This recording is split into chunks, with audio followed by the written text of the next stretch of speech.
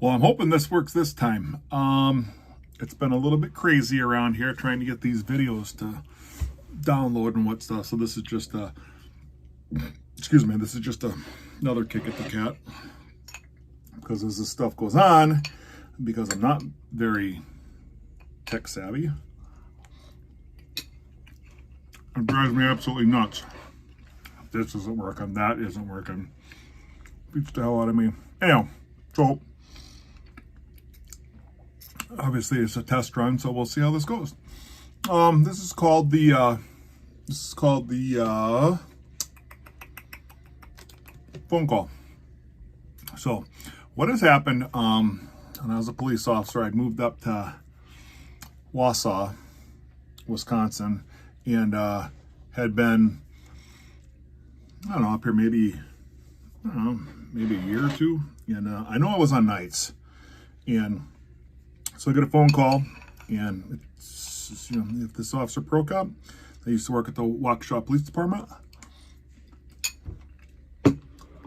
My name is so-and-so. I forget the name right now. My name is so-and-so, but when you arrested me, probably, maybe a couple of years before I went up to Wausau here, and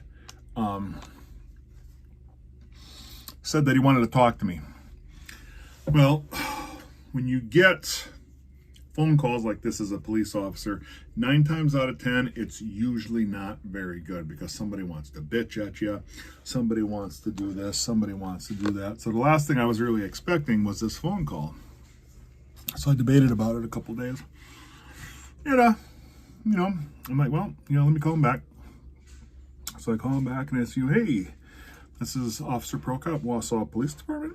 I realized that, is this so-and-so? And he says, yes, it is. He says, I'm so glad you called. I'm like, all right, well, what can I help you with? He says, you arrested me for operating motor vehicle while intoxicated.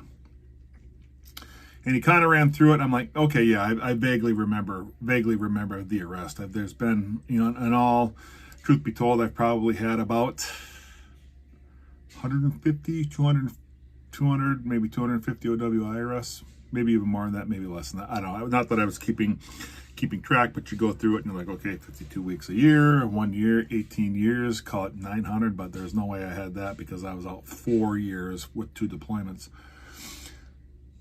So he says, hey, I just want to tell you, I just wanted to thank you. I'm like,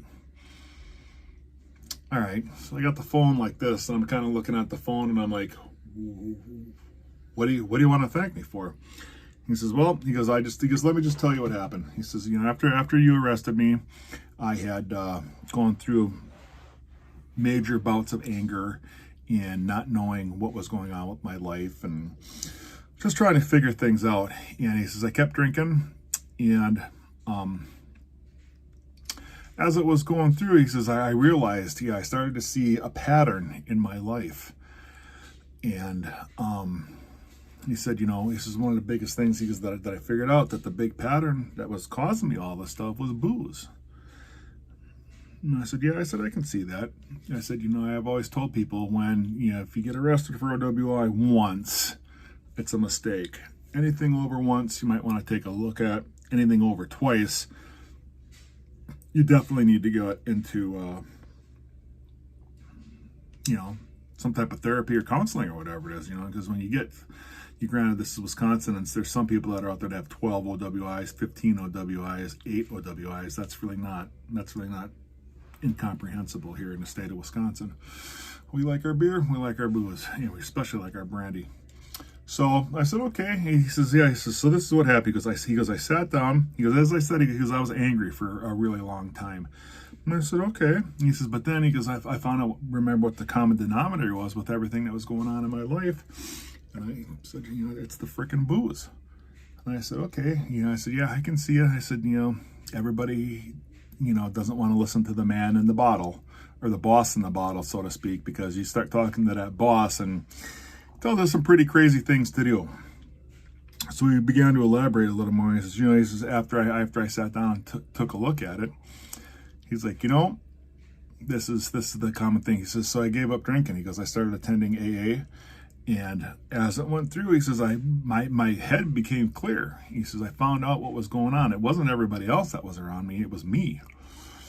And he says, the moment I started drinking, he goes, as I stated before, that this time of clarity had come in. And he says, he says, I started to fall back in love with my wife. I wasn't drinking anymore, and her and I have been able to repair our marriage, and my kids have become a huge part of my life again, because I was ignoring them, because I was, the time that I wasn't spending with them, I was drinking. He says, and finally, he says, after everything that's been going on, he says, I got a promotion at work. And he says, and the whole reason this happened is because you arrested me for OWI on that night. And I was like, whoa, okay. So you kind of sit there, as a police officer, you're like, okay, what's the angle on this? He's like, there's no angle. He goes, I genuinely want to thank you. He goes, if it wasn't for you, he says, I don't know where I'd be right now. I said, fair enough, I can understand that. And so he says, you ever make it back down to Milwaukee? He says, I'd love to take you out to breakfast or lunch or dinner or whatever it is, and just kind of chat you. And again, thank you for everything that you did for me by arresting me. And police officers don't ever hear, hey, thank you for arresting me, I truly appreciate it. Usually it's like, you MFer, you've ruined my life, what am I going to do? I'm going to lose my job, I'm going to do this, all because you pulled me over. You have to realize the reason we're pulling you over is because we've got probable cause.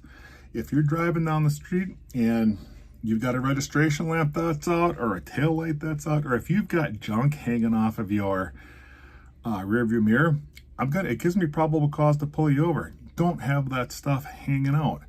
So, in doing so, you'd be surprised at how easy it is to find people in that. And by doing that, you're trying to keep the public safe at large, but you're also trying to make sure that whoever's driving is okay to drive as well. So it was one of those things. I was like, wow, it's pretty crazy. I never really expected anybody to thank me for arresting them.